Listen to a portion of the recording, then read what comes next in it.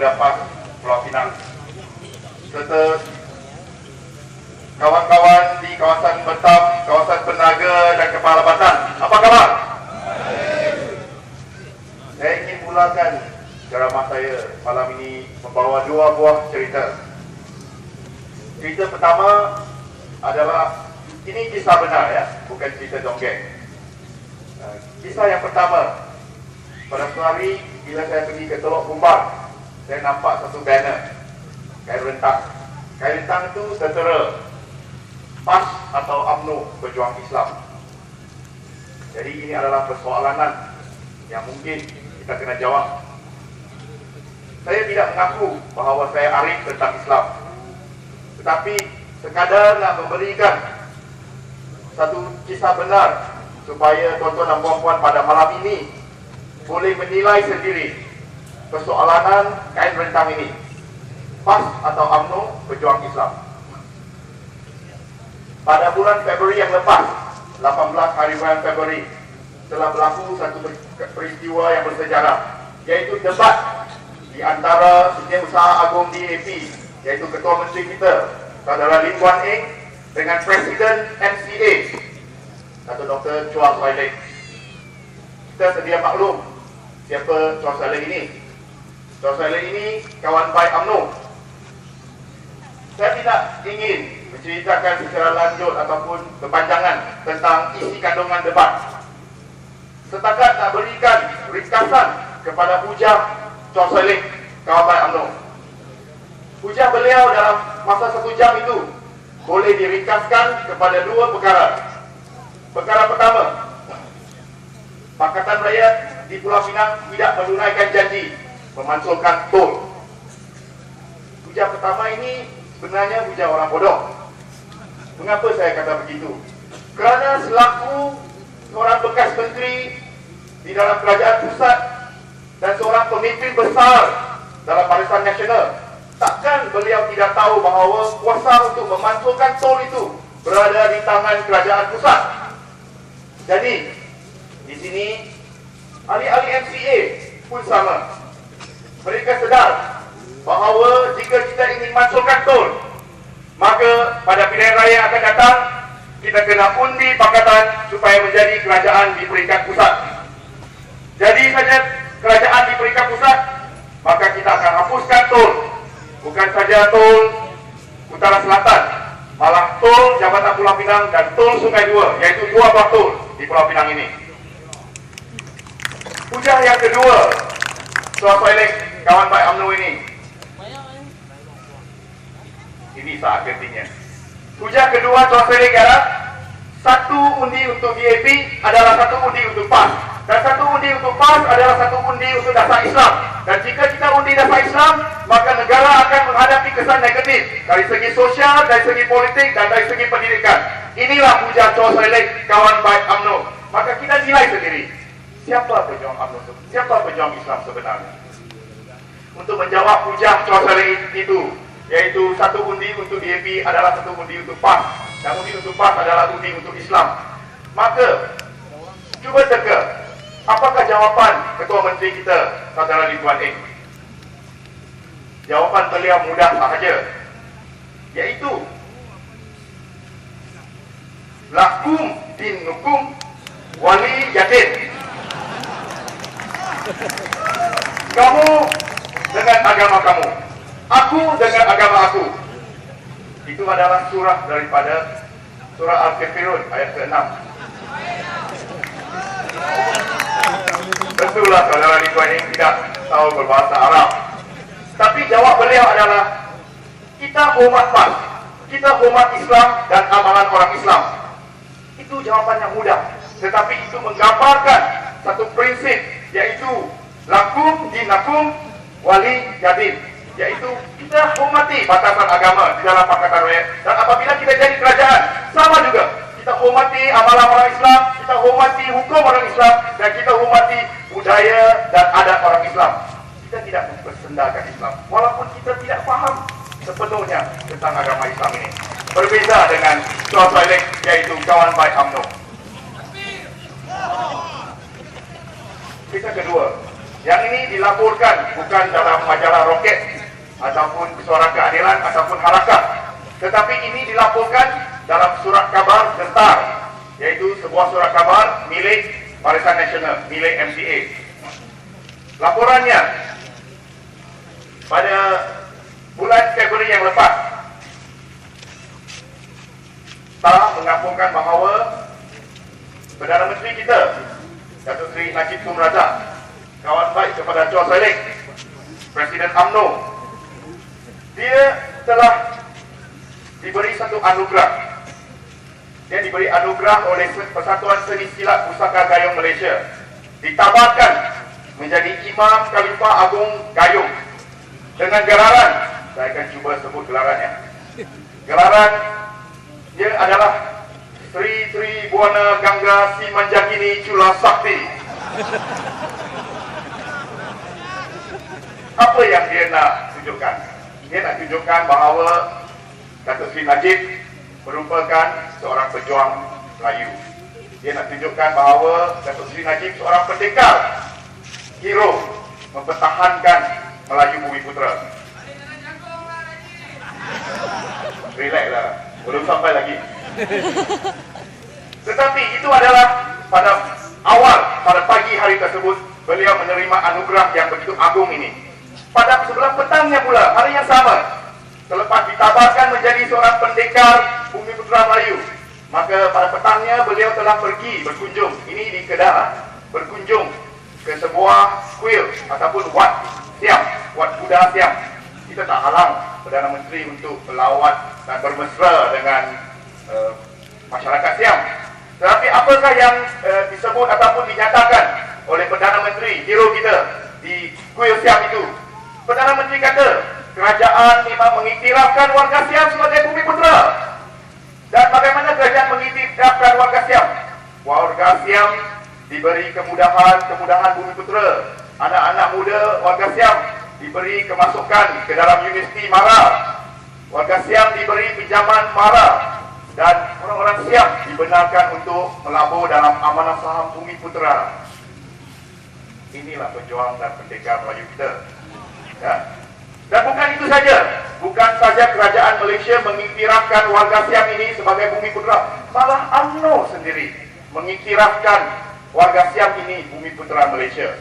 Buktinya adalah dinyatakan oleh Perdana Menteri sendiri bahawasanya memang wujud cawangan UMNO yang dianggotai oleh warga Siam bumi putera. Jadi kita dapat menilai di sini siapakah hero pejuang Islam dan pejuang masyarakat sebenarnya. Sudah cukup kita ditipu. Status bumi putera yang dikatakan begitu suci oleh UMNO sebenarnya adalah satu barang dagangan, barang yang boleh dijadikan tukaran untuk kepentingan politik. Cukuplah, jangan menipu rakyat lagi, jangan menipu kaum Melayu dan kaum bumi putera lagi. Semasa revolusi di Mesir, bila rakyat bergabung, tak kira rakyat beragama Kristian, rakyat beragama Islam, bergabung untuk menentang dan menjatuhkan pemerintah zalim Hosni Mubarak. Mereka melaung-laungkan irhal ya Mubarak irhal. Hari ini ayuh kita rakyat di Batam, di Penaga, di Pulau Pinang, ayuh kita melaungkan irhal ya barisan irhal. Sebenarnya apabila saya sampai tadi, baru saya tahu tajuk ceramah hari ini adalah tentang Israel. Jadi gelabahlah sikit kalau DAP cerita tentang Israel. Saudara Pengerusi Majlis kata cerita sikit-sikit lah. Sebenarnya pendirian DAP terhadap isu di Timur Tengah amat jelas. Juga pada bulan Februari yang lalu, Yang Berhormat Datuk Zahrin Muhammad Hashim, kita sedia kenal siapa dia lah, dari UMNO dia lompat ke Pakatan Rakyat dan lompat kembali ke UMNO. Dia telah mengkritik DAP kerana tidak ada pendirian tentang Israel. Sebenarnya beliau salah. Ingin saya berikan 3 contoh. apakah pendirian DAP terhadap isu Israel dan Palestin ini? Contoh pertama, ataupun kenyataan pertama, pada April tahun 2002, Setiausaha Antarabangsa DAP pada ketika itu, Saudari Teresa Kok, telah mengeluarkan, beliau antara pemimpin Malaysia yang terawal mengeluarkan kenyataan mengecam keras operasi Defensive Shield oleh rejim Israel di bawah pimpinan Ariel Sharon. Operasi itu merupakan operasi ketenteraan yang paling besar sejak tahun 1967. DAP merupakan parti dan pemimpin yang paling awal untuk mengecam kezaliman Israel pada masa itu. Itu adalah tahun 2002. Pada Mei 2010, Saudara Lim Kit Siang, yaitu pemimpin DAP, merupakan antara pemimpin Malaysia yang terawal untuk menggesa satu persidangan pelbagai parti bagi menyatakan kemarahan rakyat Malaysia terhadap serangan tentera Israel ke atas Freedom Flotilla yang telah diserang oleh tentera Israel apabila mereka sedang membawa bantuan ke Gaza. Kenyataan yang ketiga tentang pendirian DAP terhadap isu Israel Palestin ini, yaitu baru-baru ini sahaja pada bulan Oktober 2011, bulan Oktober tahun lepas, Ahli Parlimen Pakri, Saudara Ertekwa, telah dihalau keluar daripada Dewan Rakyat di Parlimen kerana beliau mendesak Menteri UMNO menjawab tuduhan tentang kewujudan perdagangan dengan Israel. Soalan beliau tidak terjawab sehingga ke hari ini. DAP, tuan-tuan dan puan-puan, dengan jelas kita faham dan kita jelas tentang pendirian kita terhadap isu Israel dan Palestin ini. Ini merupakan satu rekod awam yang boleh diperiksa dan disiasat. DAP menyokong aspirasi rakyat Palestin memperjuangkan hak kenegaraan mereka di Gaza dan di tebing barat. Dan DAP mengecam penindasan rezim Zionis. Inilah pendirian DAP. Pada masa kita mengkritik, kita mengecam dan kita melaknat rezim Zionis, sedarkankah kita bahawa di negara Malaysia juga berlaku pelbagai penindasan kezaliman akibat kerakusan kuasa pemerintah. Malaysia pada hari ini merupakan satu negara yang amat sakit. Kita merasa sakit kerana kita sedang menuju ke muflisan ataupun bankrupt. Menteri UMNO sendiri mengatakan bahawa kita akan menjadi sebuah negara bankrupt pada tahun 2019. Dan saya mengatakan pada hari ini, kita bukan saja bankrupt dari segi keuangan, malah kita bankrupt dari segi nilai. Negara kita menghadapi berbagai gejala sosial. Tahukah saudara-saudari bahawa dalam masa 3 tahun saja, daripada tahun 2008 sehingga 2010, 3 tahun sahaja, negara kita telah mencatat, merekodkan kelahiran 153,000 anak yang dilahirkan di luar perkahwinan. Negara kita sedang muflis dari segi nilai moral. Tahukah tuan-tuan dan puan-puan, dalam masa 3 tahun sahaja, yaitu daripada tahun 2008 ke 2010, kes penyalahgunaan dadah telah bertambah sebanyak 10,000 kes. Negara kita menghadapi bankrupt dari segi moral. Mengapa keadaan ini boleh terjadi? Orang Melayu selalu kata, bapak borek, anak rintik. Saya berkata, pemimpin borek, pengikutnya rintik. Pemerintah UMNO Barisan Nasional dibelungi gejala 3K, iaitu korupsi, kronisme dan kemelut moral. Orang yang disabit rasuah oleh UMNO sendiri diangkat menjadi pembesar negara. Menteri-menteri pada hari ini dihantui oleh berbagai skandal, daripada skandal seks kepada skandal rasuah, kepada kes bunuh dan kes tipu. Menteri yang diamanahkan untuk menjaga wang rakyat, untuk menjaga kebajikan rakyat, untuk menjaga kebajikan para petani, para peternak. Menteri itu juga yang menyumlak wang rakyat. Kita lihat, kita sedia kenal Datuk Seri Dr. Chua Saleh yang tadi saya katakan. Kita kenal siapa dia. Satu Malaysia kenal siapa dia, sebab ramai yang telah tengok CD dia. Saya tak pernah tengok lah CD dia. Itulah pegangan moral pemimpin-pemimpin dalam Barisan Nasional. Justru negara kita sedang menghadapi kemuflisan bukan saja dari segi keuangan, malah dari segi nilai moral. Dan yang menyedihkan lagi, negara kita sedang menghadapi satu bankrupt ataupun muflis dari segi perpaduan. Awal bulan Februari yang lepas, kita sekali lagi dikejutkan dengan kes yang amat sedih, iaitu buang kepala khinzir ke dalam Masjid Al-Hidayah di Sentul. Dan lepas itu, sekali lagi kepala khinzir di Masjid Nurul Imam di Aus Kerawang. Sejak 2009 sudah terjadi 6 kes yang begitu keji sekali. Dan kita juga ingat bagaimana 3 buah gereja di Selangor dibakar. Dan kita ingat kes cerita kepala lembu berdarah. Kita lihat bagaimana perkasa menghina kaum tua Tionghoa dengan ampau bersampul putih yang mewakili kematian. Dan kita lihat bagaimana MCA menghina Islam, mempersenda dan mengkecilkan hukum dan ada orang Islam. Kita lihat Presiden MCA sendiri telah melaporkan, mendakwa bahawa jika negara ini mengamalkan dasar Islam, maka kita akan jadi negara yang mundur. Inilah keadaannya pada hari ini. Negara kita sedang menghadapi satu krisis perpaduan. Rakyat berpecah belah, rakyat tidak bersatu. Mengapa ini terjadi? Kerana pemerintah tidak inginkan rakyat bersatu padu dan berbaik-baik. Sebab dia tahu, jika rakyat berbagai kaum, Cina, Melayu, India, Kadazan, Iban, orang asal, jika rakyat berbagai kaum ini bersatu, maka lebih mudah bagi kita menjatuhkan pemerintah yang zalim seperti yang terjadi di negara-negara Arab dan Afrika.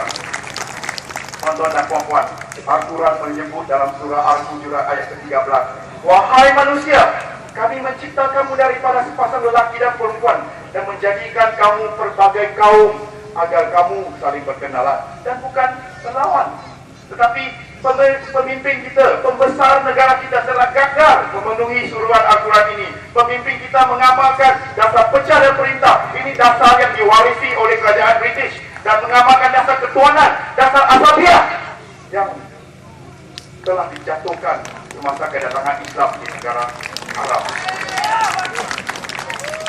Tuan-tuan dan puan-puan, negara Malaysia sedang sakit dan tenang. Rakyat merasa sakit. UMNO dan Barisan Nasional tidak mampu mengobati kita.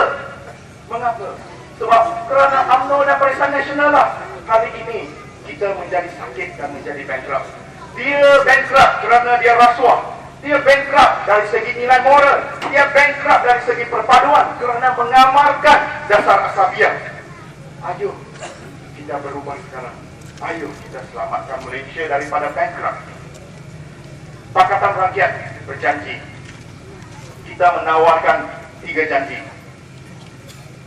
Tadi kita katakan UMNO, Barisan Nasional tawarkan 3 kemuflisan. Sekarang Pakatan Rakyat menawarkan 3 harapan. Yang pertama, kita berjanji apabila kita menjadi kerajaan di peringkat pusat kelak dengan sokongan rakyat, kita akan menghapuskan bebanan rakyat. Kita akan menghapuskan tol seperti yang dikatakan oleh Datuk Seri Chor Saleh. Kita akan hapuskan tol di Pulau Pinang dan di seluruh Malaysia.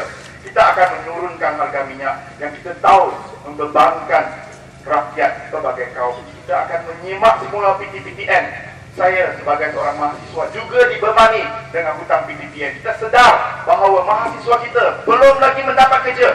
Sekeluarnya daripada universiti telah hutang bukan kepada ALUH tetapi kerajaan Malaysia sebanyak 20, 30, 40 ribu ringgit. Kita akan menyemak semula PTPTN dan menghapuskan beban rakyat. Harapan kedua, Pakatan Rakyat, kita berjanji kita akan hapuskan rasuah. Kita hapuskan budaya kronisme, kemelut pentadbiran melalui pentadbiran yang berasaskan prinsip CAG, cekap, accountable dan terus. Dan kita dapat lihat pada hari ini di Pulau Pinang sendiri, kita berjaya melakukan pelbagai penjimatan. Kita berjaya menutup kebocoran. Dalam pada Perdana Menteri kata mengamalkan wasatiyah, negara di kerajaan pusat terlebih belanja 50 bilion, mengadakan pelbagai jamuan yang begitu besar sekali di Pulau Pinang. Wasatiyah kita bukan saja dari sekadar retorik atau kata-kata. Wasatiyah kita adalah dari segi kita lakukannya. Pulau Pinang telah berjaya mengurangkan hutang negeri sebanyak 600 juta ringgit. Dan ini menyebabkan kita mampu untuk memberikan kebajikan dan kebaikan kepada rakyat kerana kita berjaya melakukan penciptaan melalui dasar-dasar yang terus.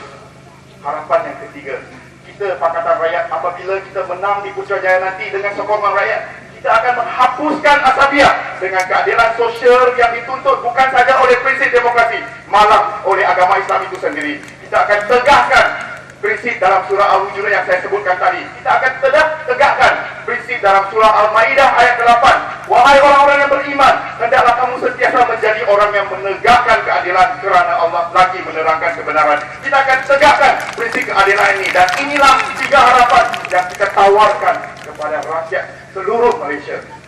Saya percaya pada hari ini kaum Tionghoa, seperti yang saudara Johari katakan tadi, kaum Tionghoa, kaum India dan rakyat daripada kaum-kaum di Malaysia telah sedia untuk menyahut tawaran Pakatan Rakyat, menyahut tawaran anti asabiah, menyahut tawaran keadilan sosial dan keadilan Islam, menyahut tawaran pentadbiran yang telus dan cekap.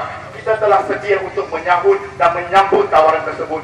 Justru saya mengajak kawan-kawan, tuan-tuan dan puan-puan, saudara-saudari, abang-abang dan adik-adik, ibu-ibu, kakak-kakak di sini, supaya kita turun ke padang, kita menjemput kawan-kawan kita di Bertam, di Penaga, di Kepala Batas ini yang menjadi kubu pembangkang yang kuat. Kita jemput mereka supaya turun datang menyahut tawaran Pakatan Rakyat, menyahut tawaran berdasarkan prinsip surah Al-Hujurat, berdasarkan prinsip surah Al-Maidah, keadilan, ketelusan dan keselamatan, kebajikan kepada semua. Ayo kita sambut janji ini. Ayo kita ubah sekarang. Bersihkan Malaysia daripada kerakusan, kezaliman, asabiah dan penindasan. UMNO dan Barisan Nasional.